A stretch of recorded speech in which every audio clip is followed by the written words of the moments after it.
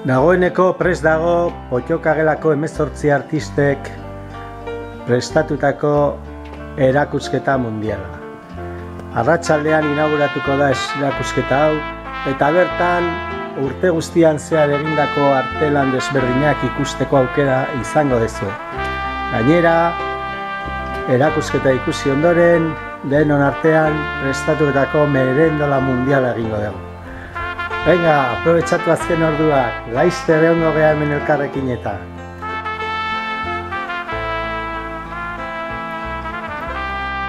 Erakusketaren komisaria dan Maider Lazkano Andere Txilgorenak azken deialdi egingo dizu.